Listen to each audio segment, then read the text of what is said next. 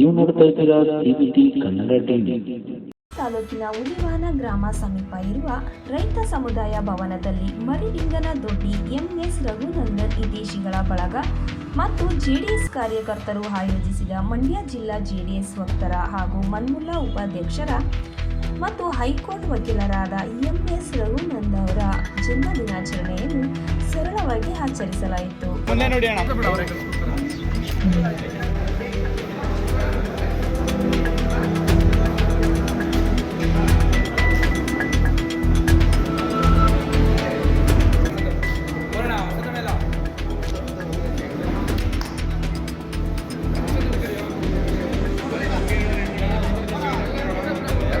ನಾವು ಬರೋದು ನೀವು ಬರೋದು ಅಲ್ವಾ, ಹಿಡಿದರು ಒಂದೇ ನೀವು ಒಂದೇ ಎಲ್ಲ ಒಂದೇ.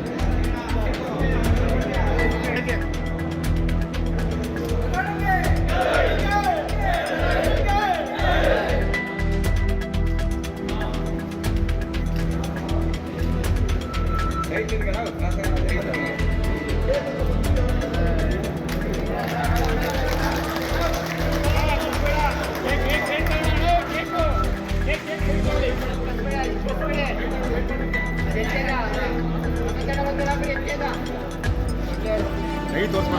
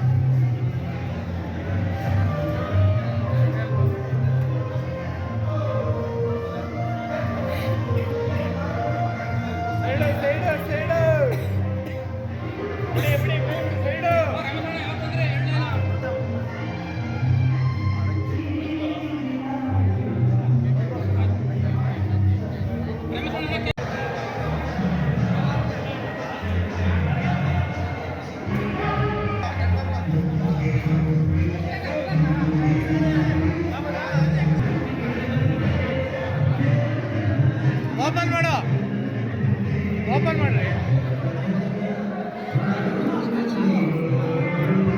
ಕೇಕು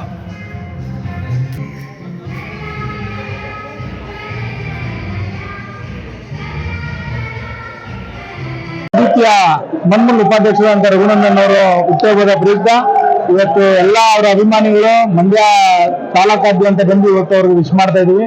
ಅವ್ರಿಗೆ ದೇವರು ಆಯುಷ್ಯ ಆರೋಗ್ಯ ಕೊಟ್ಟು ಮುಂದೆ ರಾಜಕೀಯ ಭವಿಷ್ಯನ ಇನ್ನೊಂದು ಸ್ವಲ್ಪ ಪ್ರಜ್ವಲಿಸ್ಲಿ ಅಂತ ಹೇಳ್ತಾ ಅವ್ರಿಗೆ ದೇವರಲ್ಲಿ ಆಯುಷ್ಯ ಆರೋಗ್ಯ ಕೊಡ್ಲಿ ಅಂತ ಕೇಳ್ಕೊತೀವಿ. ಅದಕ್ಕೋಸ್ಕರ ಎಲ್ಲ ಬಂದು ವಿಶ್ ಮಾಡಿ ಬೈತಾ ಇದ್ದೀವಿ ಸರ್. ಸರ್, ಇವತ್ತು ಕುಮಾರಸ್ವಾಮಿ ಅವರ ಪ್ರಮಾಣ ವಚನ ಅದ್ರ ಬಗ್ಗೆ ತುಂಬಾ ಎಲ್ಲರೂ ರೈತರು ಖುಷಿ ಪಡುವಂತದ್ದು ನೀವೇ ನೋಡ್ತಾ ಇದ್ರಿ ವಾತಾವರಣನ.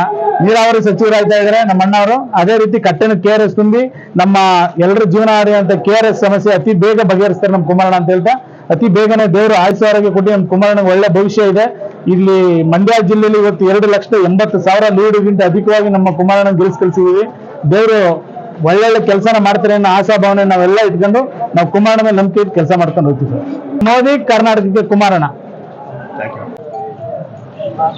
ನಮ್ಮ ಮನ್ಮೂಲ ಡೈರಿಯ ಡೈರೆಕ್ಟರ್ ಆದ ರಘುನಂದನ್ ಅವ್ರದ್ದು ಇವತ್ತು ಹುಟ್ಟುಹಬ್ಬದ ಇರೋದ್ರಿಂದ ಅವರಿಗೆ ಹುಟ್ಟುಹಬ್ಬದ ಶುಭಾಶಯಗಳನ್ನ ತಿಳಿಸ್ತಾ ಇದ್ದೀವಿ. ಹಾಗೆ ಇಲ್ಲಿ ಅವರಿಗೆ ವಿಶೇಷ ಮಾಡಿ ಬಂದಿರೋ ನಮ್ಮ ಎಲ್ಲ ಕೆರಗೋಡು ಕ್ಷೇತ್ರ ಮತ್ತು ಮಂಡ್ಯ ವಿಧಾನಸಭಾ ಕ್ಷೇತ್ರದೆಲ್ಲ ರಘುವರ ಸ್ನೇಹಿತರು ಎಲ್ಲರೂ ಇವತ್ತು ಸೇರಿ ಅವರಿಗೆ ಅಭಿನಂದನೆಯನ್ನು ಇವತ್ತು ಹುಟ್ಟುಹಬ್ಬದ ಅಭಿನಂದನೆ ಸಲ್ಲಿಸ್ತಾ ಇದ್ದಾರೆ.